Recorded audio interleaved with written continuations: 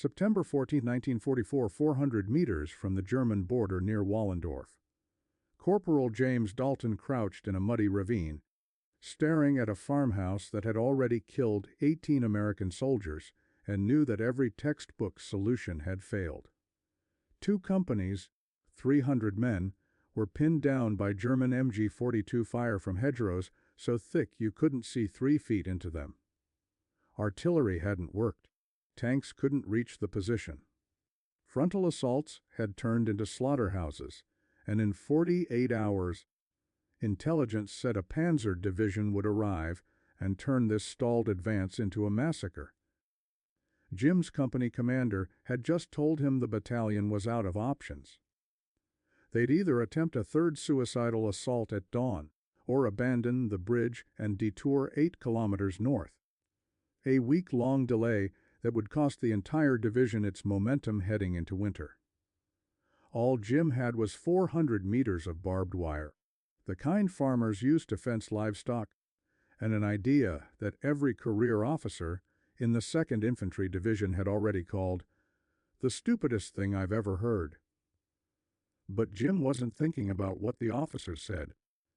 He was thinking about a trick his father taught him for stopping cattle on a Kansas wheat farm. And he was thinking that if he didn't try something, 300 men were going to die, trying to take a stone farmhouse the hard way. This was the breaking point of the September 1944 push toward Germany's Siegfried Line, the fortified border defenses that had stopped the Allies cold after their rapid advance from Normandy. The 2nd Infantry Division had been tasked with seizing bridges across the Aar River, the natural boundary between Luxembourg and Germany. Control those bridges, and you controlled access to the industrial Rhineland. Lose them, and the entire American advance would stall for winter. The farmhouse overlooking the Wallendorf Bridge was a 200-year-old stone building surrounded by ancient hedgerows, walls of earth, roots, and brambles, some 10 feet tall and 6 feet thick. The Germans had turned them into a defensive maze. 200 soldiers, mostly Volkssturm militia reinforced with 40 Wehrmacht regulars, had fortified the position with 3 MG-42 machine guns and overlapping fields of fire. The MG-42 fired 200 rounds per minute, twice the rate of American machine guns, and its barrel could be swapped in under 5 seconds. American soldiers called it Hitler's buzzsaw. Standard U.S. doctrine for this kind of defensive position was simple: suppress with artillery, advance under covering fire, flank and destroy.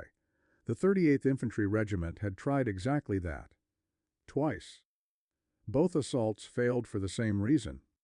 The hedgerows created a labyrinth where Germans could fire from one gap, retreat 20 meters through the vegetation, and pop up at a different angle before Americans could adjust fire. Grenades disappeared into the thick brush. Artillery cratered the fields, but barely scratched the stone farmhouse. The regiment's second assault, launched at 1400 hours on September 13th, ended with 12 men dead and 26 wounded in 40 minutes. A rifle platoon got within 50 meters of the farmhouse before MG-42 fire cut them down in a drainage ditch. Doctrine said, if you can't take a position, bypass it. But you couldn't bypass this farmhouse. It sat on high ground overlooking the only stone bridge suitable for armor and supply trucks within 8 kilometers. Every other crossing point required engineers to build temporary bridges, work that was impossible under MG-42 fire. The U.S. Army had 2 choices: take this farmhouse or accept a week-long detour that would strand the 2nd Infantry Division on the wrong side of the Aar River while German reinforcements poured in. Intelligence confirmed the nightmare Panzer Division was moving south. Estimated arrival 72 hours. If American forces didn't secure the bridge before then, 300 men in that ravine would be trapped between a fortified farmhouse and German armor, with nowhere to retreat. Knew it. The men knew it. And Corporal James Dalton, a 28-year-old combat engineer from rural Kansas who was supposed to be building bridges, not storming them, knew it too. James Dalton hadn't planned on being a soldier. He'd planned on inheriting his father's 400-acre wheat farm outside Hays, Kansas. Jim grew up fixing the things that broke on a working farm: tractors, plows, water pumps, and most of all fences. Miles and miles of fences. Barbed wire fencing wasn't glamorous work, but it was constant. And Jim's father, a man who rarely wasted words, taught him two things about fences. First, a fence doesn't need to be strong everywhere, just strong where the animal tests it. Second, tension and leverage beat brute strength every time. That second lesson came from a trick his father used when cattle broke through a pasture fence. Instead of building a taller, heavier fence, his father would string old barbed wire horizontally through the tall grass at ankle and knee height. Nearly invisible unless you were looking for it, a cow moving at full speed would hit the wire, trip, tangle its legs, and panic. The more it struggled, the tighter the wire wrapped. It wasn't about stopping the animal with force. It was about using the animal's own momentum and panic against it. Jim remembered his father saying, "A fence doesn't need to be tall to stop a cow, it just needs to be where the cow doesn't expect it." After Pearl Harbor, Jim enlisted and the Army assigned him to the Corps of Engineers. By September 1944, he was attached to the 38th Infantry Regiment, 30 kilometers from the German border, doing the unglamorous work of clearing rubble and marking safe lanes through minefields. He wasn't supposed to be in combat. But when Captain Robert Lewis, commanding officer of Able Company, asked if anyone had ideas for taking the Wallendorf farmhouse without losing 50 men, Jim raised his hand. When Captain Lewis asked for ideas, Jim started talking about fences, about cattle, about tripwires his father used in tall grass. The room went silent. A major from Battalion HQ, a West Point graduate with 8 years of service, cut him off. "Corporal, this is war, not a county fair. Germans aren't cattle." But Captain Lewis, a 32-year-old former high school teacher from Pennsylvania who'd earned his commission in officer candidate school, saw something in Jim's eyes, desperation maybe. Or just the stubborn logic of someone who'd spent 20 years solving problems with whatever materials were at hand. Lewis said, "Liv tried everything else. Let the farm boy try." Jim's plan was simple in concept, complicated in execution. The Germans were using the hedgerows as defensive corridors. They'd fire from gaps in the vegetation, then retreat through those same gaps when Americans returned fire, reappearing 50 meters away at a different angle. Jim proposed turning those retreat routes into traps. Use barbed wire and communication wire to create grids of trip wires across the hedgerow gaps at multiple heights: ankle, knee, waist, chest. Anchor the wires to the hedgerow roots themselves so the wires would have tension and give. When Germans retreated through the gaps, they'd trip, tangle, and be immobilized for 10 to 15 seconds, long enough for U.S. riflemen to take clear shots. The major from Battalion HQ didn't just reject the idea. He ridiculed it. "You want to booby-trap hedgerows with farm fencing? Corporal, the Germans have been fighting in these hedgerows for months. They'll see your wires and step over them." Jim explained, barbed wire at ankle height is nearly invisible in vegetation, especially at dawn or dusk. The Germans would be retreating under fire, focused on survival, not checking the ground for obstacles. The major wasn't convinced.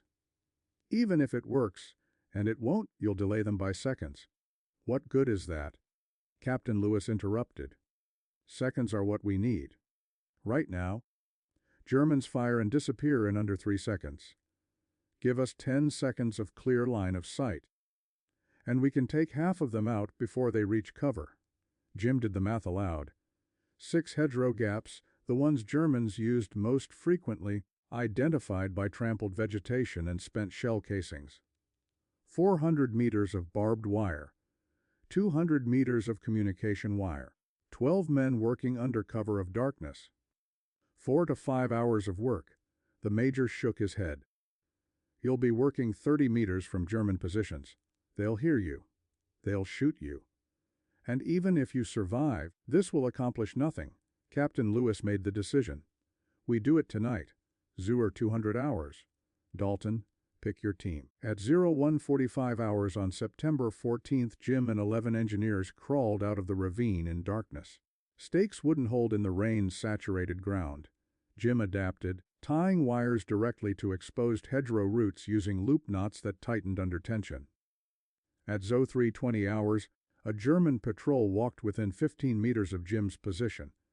He and 2 engineers froze, faces pressed into mud, as 3 Wehrmacht soldiers moved along the hedgerow checking their defensive positions. The Germans were looking outward, toward the American lines, not inward at the hedgerows themselves. After 5 minutes, the patrol moved on. By 0500 hours, 6 gaps were wired. Each gap had 9 to 12 strands at staggered heights: ankle, shin, knee, thigh, waist, chest. Jim placed the ankle and knee wires where a retreating soldier's stride would naturally fall, based on boot prints in the mud. The chest height wires were placed at the midpoint of the gap, where a soldier who saw the low wires and tried to jump would hit them. At 0530 hours, all 12 men returned alive. Captain Lewis reviewed the setup at 0545 hours, using binoculars in the pre-dawn gray light. He couldn't see the wires. That was either a very good sign or a very bad one. Division command gave him a deadline: 0700 hours. If the farmhouse wasn't taken by then, division artillery would level it, and Able Company would advance through the rubble. 0552 hours. 68 minutes. At 0600 hours, 2 U.S. rifle platoons, 80 men total, launched a probing attack. Deliberate, methodical fire designed to trigger German movement without overcommitting American forces. Make the Germans think the Americans were testing defenses, force them to reveal positions and retreat, and see if Jim's traps worked. The first German response came at 0608 hours. MG-42 fire from the farmhouse, then rifle fire from 3 hedgerow gaps, right on schedule. At 0612 hours, 4 German soldiers retreated through the first wired gap. The first 3 Germans hit the ankle wires simultaneously. Jim, watching through binoculars from 80 meters away, saw it happen in fragments. One soldier's legs swept forward, his torso pitching backward. The second soldier tripped over the first, his rifle flying from his hands. The third soldier stumbled, caught his boot on the knee-height wire, and fell forward into the chest wire, which wrapped around his neck and right arm like a noose. The fourth soldier, half a step behind, saw his comrades fall and tried to stop. He hit the shin wire, lost his balance, and fell sideways into the thigh wire. Within 3 seconds, all 4 Germans were on the ground, tangled, thrashing, pulling the wires tighter with every movement. U.S. riflemen, positioned 40 meters away, with clear line of sight to the gap, opened fire. The engagement lasted 8 seconds. All 4 Germans were killed or critically wounded before any of them could draw a knife to cut the wires. Jim had expected the traps to work. He hadn't expected them to work that well. At 06:06 hours, a German MG-42 team, 3 soldiers carrying the machine gun tripod and ammunition, retreated through the second wired gap. The gunner, moving fast with 30 pounds of equipment, hit the knee wire and went down hard. The machine gun flew forward, landing 3 meters away. The assistant gunner stopped to grab the weapon and stepped directly into the ankle wire. His legs tangled, and he fell onto the gunner. The third soldier, the ammunition carrier, tried to jump over both of them and got clotheslined by the chest wire. He dropped 2 belts of ammunition and hit the ground gagging, wire wrapped across his throat. U.S. soldiers threw grenades. The MG-42 team was neutralized in under 10 seconds. Jim noticed something critical: the Germans who tripped were panicking. They weren't thinking tactically. They were clawing at the wire, trying to rip it free with their hands. which only made it tighten. Some were screaming, not from pain, but from the psychological shock of suddenly being immobilized in the middle of a firefight. Soldiers are trained to move, to shoot, to take cover. Being trapped activates a primal fear you're helpless. At 06 hours, Germans in the other hedgerow positions realized something was wrong. The radio operator reported hearing the word "drat" repeated multiple times. The German officer in command ordered his men to use alternate routes. But there were no alternate routes. The hedgerows were a maze, but there were only 8 usable gaps wide enough for soldiers to move through quickly. Jim's team had wired 6 of them. The 2 unwired gaps were on the flanks farthest from the farmhouse, and using them meant a longer, more exposed retreat. At 06:25 hours, a group of 12 Germans tried to retreat through an unwired gap on the eastern flank.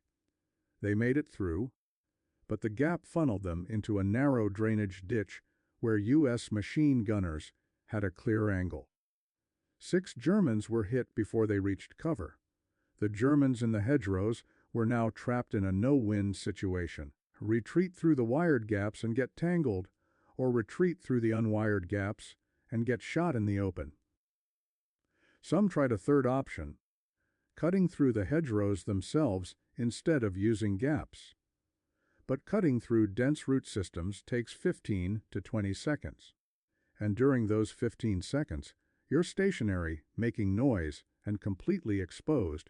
Jim's traps had created a secondary effect he hadn't anticipated: hesitation. Germans who saw their comrades tangled in wire, or heard the screams, began hesitating before retreating. That hesitation, 2 or 3 seconds of frozen indecision, gave U.S. soldiers time to adjust fire, throw grenades, or advance to better positions.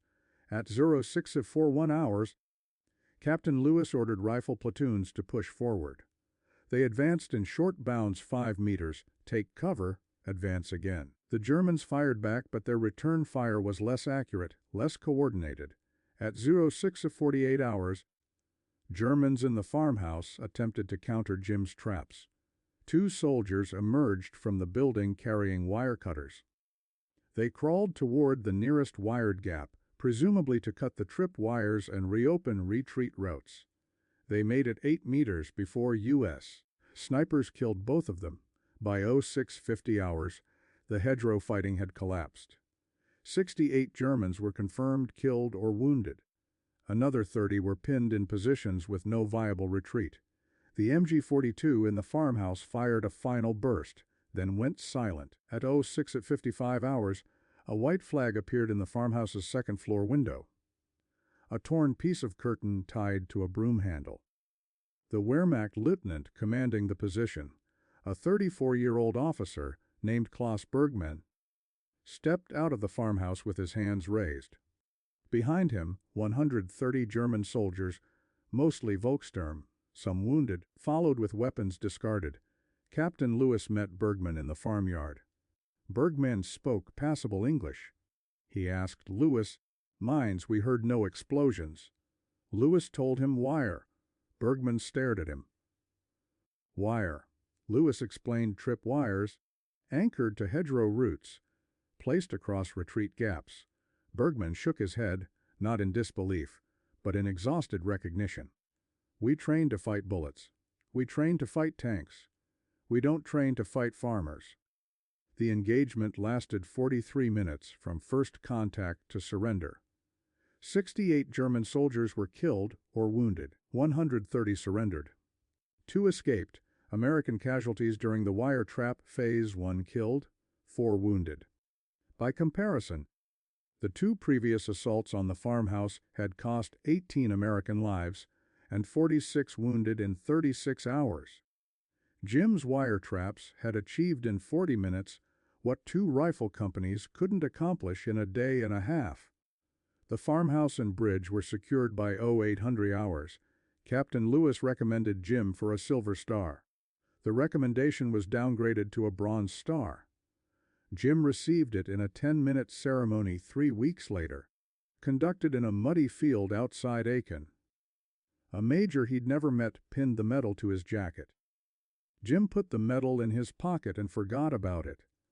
But the wire trap technique didn't disappear. Within 72 hours of the Wallendorf engagement, other engineer units in the 2nd Infantry Division began experimenting with tripwire grids. A sergeant in the 9th Infantry Regiment, 15 kilometers north, heard about Jim's traps through informal channels and tried a similar setup on September 18th. It worked. 8 Germans tangled, 5 killed, 3 captured. By late September, the technique had spread across multiple divisions engaged in hedgerow fighting in the Ardennes and WWII forest. Engineers were calling it wire trapping, or gap wiring, using it whenever terrain and enemy tactics aligned. In November 1944, a division engineering command issued a training memo titled Improvised Obstacles for Hedgerow Warfare. It described trip-wire grids in clinical detail, pacing anchor methods, optimal gap width. The memo credited the technique to field observations during September operations, but didn't name Jim or Captain Lewis. The technique saw its widest use during the Battle of the Bulge in December 1944, not by Americans but against them. German units, retreating through the Ardennes in January 1945, began using tripwire grids across forest trails to slow American pursuit. Wehrmacht engineers, some of whom had been captured at Wallendorf and later exchanged, recognized the tactic and adapted it. An intelligence report from the 82nd Airborne Division, dated January 12, 1945, noted, enemy forces employing tripwire obstacles at knee and ankle height across likely avenues of advance. Recommend scouts carry wire cutters and advance with extreme caution. The report didn't mention that Americans had invented the technique 4 months earlier. By February 1945, combat shifted to urban warfare in German cities. Tripwire grids became irrelevant. The technique faded from use. Post-war, the U.S. Army conducted extensive reviews of combat innovations from World War II. Small unit infantry tactics, the kind of improvised, situational problem-solving that Jim Dalton had used, were largely ignored. Doctrine emphasized firepower, mobility, and combined arms coordination. There was no place in the manuals for farmer tricks. In 1952, the Army published FM 531, Booby Traps, a field manual for engineers. It included sections on trip wires, but only for defensive perimeters, static defensive tactics, not offensive applications. The manual made no mention of using trip wires to trap enemy soldiers during their retreat. Jim Dalton's wire trap tactic was never officially adopted. It remained a footnote, a field expedient trick that worked once, in one place, under specific conditions. Jim Dalton survived the war. He fought through the WWII forest, survived the Battle of the Bulge, crossed the Rhine, and was part of the occupation force when Germany surrendered in May 1945. He wore his Bronze Star exactly once, at the ceremony, and then stored it in his duffel bag. When asked about it years later, he said, "It was for doing my job. Didn't seem like metal material." Jim returned to Kansas in December 1945. He took over his father's farm, married, raised 3 children, and fixed the same fences he'd fixed before the war. He didn't talk about the war, not because it haunted him, but because he saw no point. He'd done what needed doing, survived, and come home. That was enough. In 1973, a graduate student researching local World War II veterans interviewed Jim at his farm.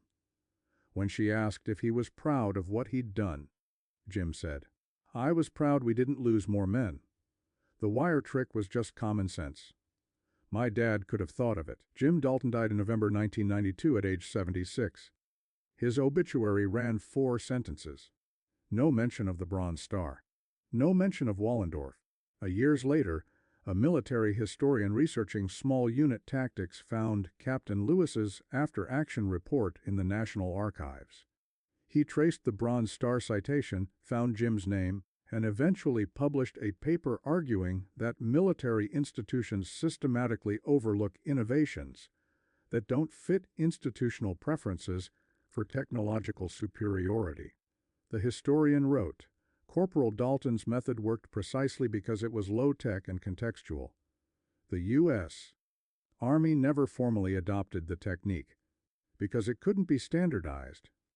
But that doesn't make it less valuable. It makes it invisible.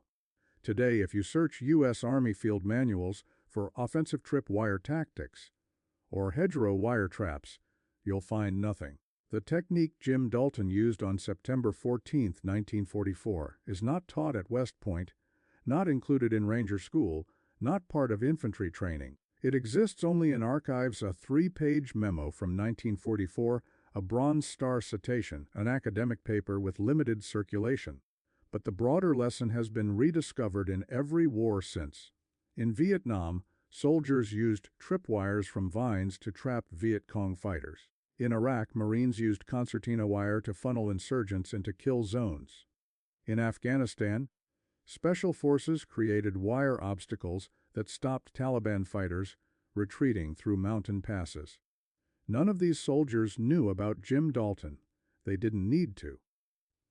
They learned the same lesson Jim's father had taught him on a Kansas wheat farms. A fence doesn't need to be tall to stop something. It just needs to be where that something doesn't expect it. The U.S. military has always preferred stories of technological dominance, radar, aircraft carriers, precision-guided munitions, over stories of improvisation. Jim's wire trap tactic didn't fit the narrative. It was too simple, too contextual, too dependent on one person's ability to see a problem differently. 43 minutes. That's how long the wire traps held before the Germans surrendered. 68 enemy soldiers killed or wounded. 130 captured. 1 American killed, 4 wounded. And then the U.S. Army downgraded Jim's Silver Star to a Bronze Star because field expedient tactics don't meet the criteria for higher honors. The traps held for 43 minutes. The lesson has held for 80 years.